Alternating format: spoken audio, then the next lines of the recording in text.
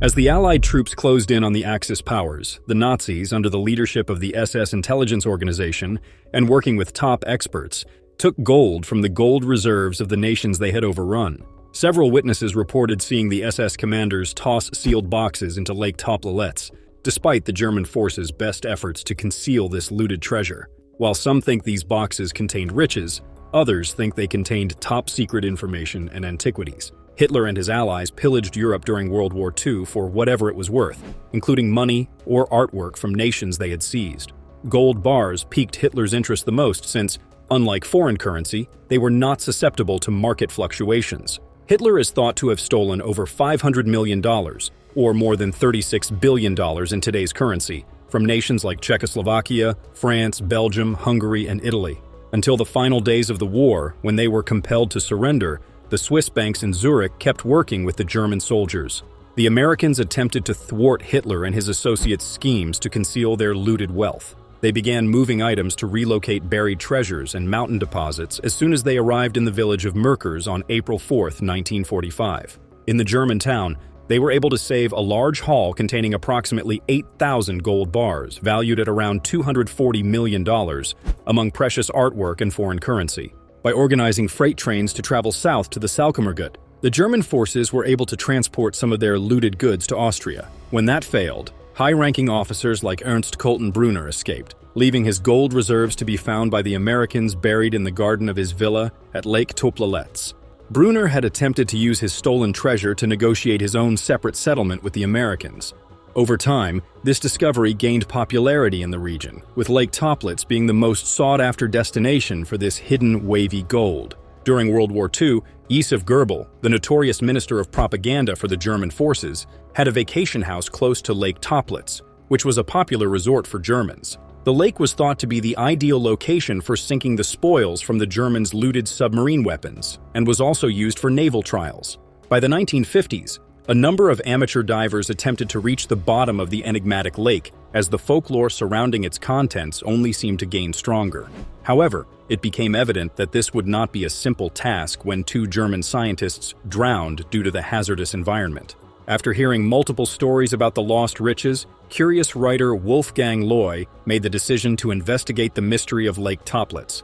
After 2 weeks or so of searching the lake, he and his crew were about to give up when they came upon a box in the middle of the night. Millions of counterfeit 5B notes were discovered when the package was meticulously opened by the rest of the globe, revealing the biggest counterfeiting operation in history. The British economy collapsed as the Germans flooded the nation with millions of these fake notes in an attempt to tip the scales in their favor. This strategy, known as Operation Bernhard, was based on the idea that the British would eventually have to submit to the power of the Third Reich. To make this plan work, the German troops picked up every Jewish counterfeit they could find in their detention centers.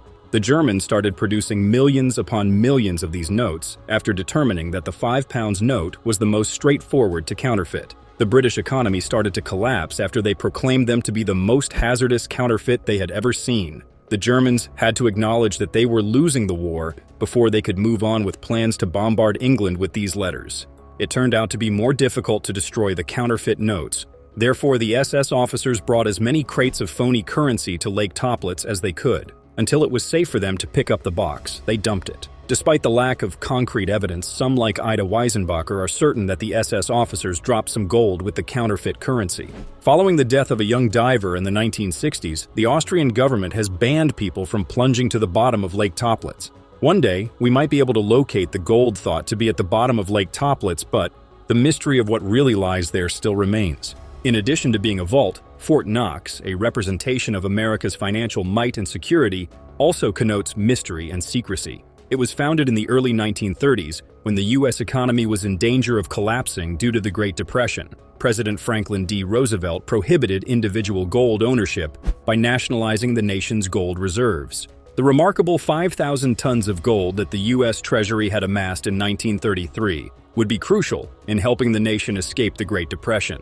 The value of the gold the government had just confiscated immediately doubled when it increased the official price of the gold from $20.67 to $35 per ounce after obtaining all of it. This was a brilliant strategy that provided the U.S. Treasury with a financial edge never before seen. But the building of Fort Knox was made possible by the secrecy surrounding the nation's gold holdings and the authority they held.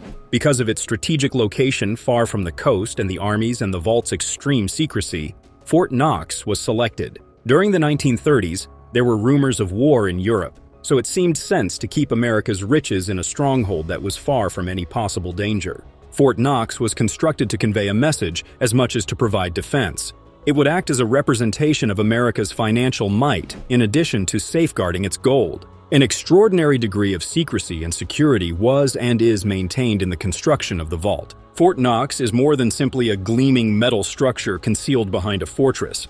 It is a representation of mystery and power, and the U.S. government has taken great care to safeguard its contents. There has never been a thorough audit of Fort Knox, a U.S. military installation in Kentucky. More than 70 years have gone by since the last official audit was carried out in 1953. There are concerns regarding the contents of the vault and the reasons for its secrecy because the U.S. government has refused to permit an independent inspection. The vault may contain national secrets, preparations for future conflicts, secret government documents, a treasure, or even a mystery book that some say contains the real history of the United States. Since the value of the dollar is determined by the price of gold, some experts contend that the U.S. government is purposefully maintaining the price of gold high for financial reasons. The whole financial system might implode if everyone discovered the true value of the gold in Fort Knox. It's possible that the secrecy surrounding Fort Knox is more about preserving financial stability than it is about physical security. Given that pirates and early settlers used the caves around Fort Knox to conceal goods like gold, silver, and other objects, the site may have an even older connection.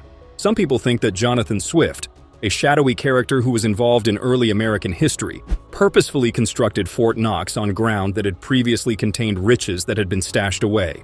The notion that gold is the best medium of exchange is a closely kept secret, not merely a conviction. Gold coins are still significantly more common in survival kits used by the military worldwide than paper money. But why all the secrecy if the gold at Fort Knox is simply the nation's treasure? There have long been rumors that the gold at Fort Knox may not be as real as it seems. Fort Knox is the world's largest gold reserve, with 47.3 million troy ounces of gold, according to official treasury records. But rather than providing answers, the lack of transparency creates more questions. Because of a degree of secrecy that extends beyond security to control over the country's riches, economy, and history itself, the absence of audits and public inspections creates more questions than it does answers. In the end, the issue still stands. Is Fort Knox truly a gold mine? If yes, what prevents audits? How much might it really cost to reveal the startling truth about America's most protected facility? And what more might be concealed inside the vault?